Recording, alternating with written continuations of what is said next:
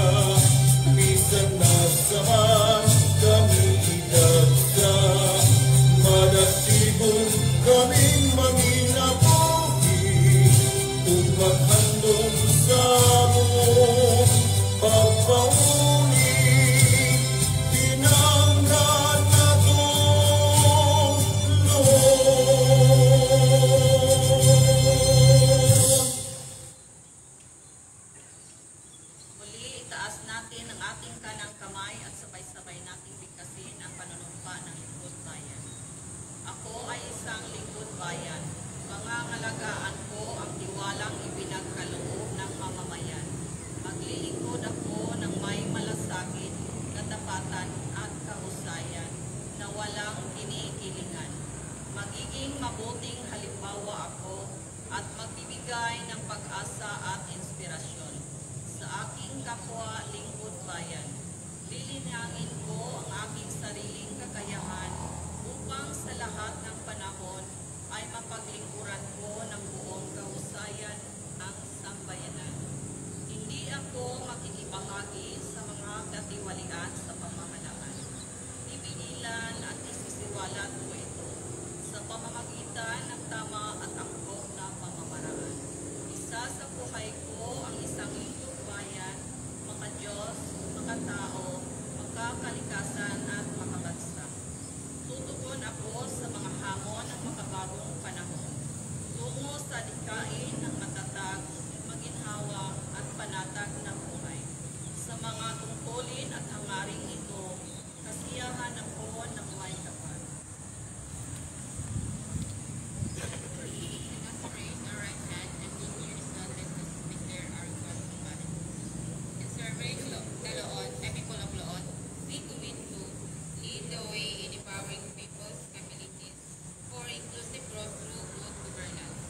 Operationalize and continually adopt innovative approaches in delivering services that will address the needs and expectations of our people through an improved quality management system and ensure adherence to statutory and regulatory requirements and conformity to applicable standards.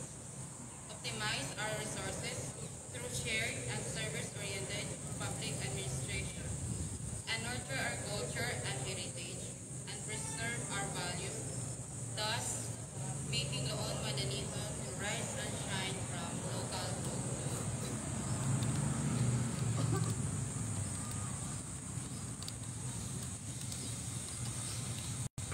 Madalihong buntag natong tanan. Madalihong buntag. First of all, atong hatagan sa masipang pakpak ang RHU1 sa atong lungsod sa Loon for leading our flag raising ceremony. Dr. Maribik Lamparas and the team. Karon pong buntaga, nalipay ta nga niya dinhi ang atong partner sa pagpalambo sa atong lungsod, ang Loon North District. Pinanguluhan ni Sir Mario Garcia. Pakpakan na to. Ni-join sila sa atong flag raising ceremony. O niya atong i-underscore sa kanunay ang atong pagtambayayong para sa atong pinanggang lungsod sa Loon. I would like to recognize the members of the Sangguniang Bayan who are here. Vice Mayor Dodong Literatos, Kagawad Jeanette Vidal, Kagawad Mariel, asa pa yung ba, na? Kagawad Dondon Marapaw, Kagawad Rain Merkita. And all the department heads, our partners from the national government agencies. As usual, medyo busy ta sa atong simana ho na nga milabay. For one, we did a mini AIP formulation workshop, but this week atong himuon ang more detailed activity para sa paghimo sa atong annual investment plan. As always, importante mangyod kining budget, and the plan is very important kay mo man ni gasolina sa pag-implement sa atong development programs sa atong lungsod sa Loon. Also, last week, girepresent nato ang atong lungsod together with the MPDC office. Gitawag ta sa DepDev. Mao ni siya bag-ungan sa NEDA. Okay? Before it was called NEDA. Karon DepDev. The Department of Economy, Planning and Development. Department of Economy, Planning and Development. So atong gipangayuan man ta og inputs sa regional plan sa DepDev. So ato gyud gipasiguro dito ang mga major undertakings sa atong lungsod. There was a simple kayo nga workshop kay nay mapa sa Bohol. O niya gipangita nako ang Loon, niya gisuwat namo dito. Drawing rang dili ko an nga kanang serious bitaw nga workshop. gibutang. So I made sure nga na dito ang geopark. Gipa-drawing man nila asa dapit geopark nato nga dapat gyud i-preserve kanang uplifted bitaw nato sa luon. Unya ang ato sandingan kanang proposed bill nga proposed law nga kay bawo naman mo na mga taga-sandingan din pertig yung lisura tungod kay gideklarar siya pambi tanan hangtod maggama kag kasilyas tingali dong kag vice dodong mga kag ECC dekahon bitaw nga requirement. So there is a pending bill that will zero in to exclude the non-critical areas sa Sandingan and Kabilaw sa pambi. So gilimit lang yun na sa to start with sa Kabilaw kanang lake sa Kabilaw kanang naay mga migratory birds nga mutugpad naay mga flora and fauna kana lang gi map out yun na maura na siya pambi unya sa Sandingan kana rang mangrove sa Kalayugan Norte o Kalayugan Sur. All others is free for development. Kay daghan jud tinuod galisod nga mag-isisi pa ka usa ka kilometro ang requirement kung gusto ka mo pa-develop. So the present situation is anti-development. So atong gikuan and it is the DepDev is taking cognizant. Kani update na lang nato kung say dagan sa bill. By the way, the new congressman has agreed to refile the bill. The Sanggunian maybe has enacted a resolution requesting Congressman Jan Gisnel Yap to blah, etc. etc. So we hope na mo lusot na siya. And then number 3, gibutang po nato ang atong basin lang po proposed light industries sa Loon, eco zone, export zone sa Loon atong gibutang dito. Also on the part of MSWD atong dito ta sa Bagakay Kawayan to give 100,000 pesos cash sa usa ka centenarian sa Bagakay Kawayan. Ang apelyido Bahalya. So nanguha tag mga tip niya nga masig makaabot si Dico og 100. Unsaon giunsa ni Lola pag-abot sa 100 years old. So kung naay 100 so doable day no. Kung maghimo lang gyud tag maayo. Labi na kay nay atong taga RHU, no? So the presence of RHU ang ilang pag-sponsor karon underscores the need which is also part of our agenda for the next 3 years nga healthy Loonanon family, himsog nga pamilyang Loonanon. The focus is preventive medicine namo sa RHU, kaning RHU dili ni mulikay ta anang mga gasto na tag hundreds of thousands sa ICU sa ACE. So ang among mantra is preventive medicine, ibilin ang ubo, ibilin ang lipong-lipong sa balay lang. Unsaon man pinagi sa makugi nga pag-identify sa mga masakiton o niya regular check-up, household level healthcare. Kay kung mapugnan nimo na siya, maayo na siya mo take siyang maintenance, maayo siya healthy lifestyle, dili nakadadon sa ACE o sa Ramiro na makalisod-lisod na ta o asa ta. And also sa MSWD we celebrate hangtod karon Disability Week nila sa atong disabled, and we stress na no one should be left behind and we respect everyone. And they have committed ang atong mga disabled sector to contribute to Loon's development bisan pa sa ilang kapansanan. Okay. So karong simanahon na, as I've said, we will do a more detailed investment planning for our town. So we once again we offer our thanks to all of you for cooperating and helping to realize the goal of Loon. Kining building murag hapit na siya mahuman og pintal. Ako lang gihangyo nga minimalist lang ang pintal sa main building. This is a heritage building, di ba Diko? 1952. 1952. Hilaman ni mga semento pertidyong liguna. Wa gyud ni mairog sa linog, no? So minimalist na nin ako being the central building.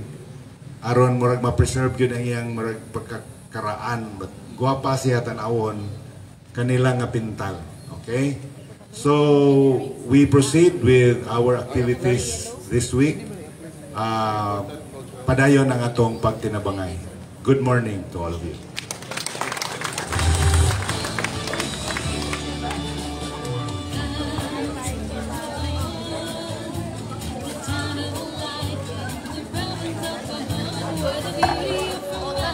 Basta ko na rin, nakalakaw.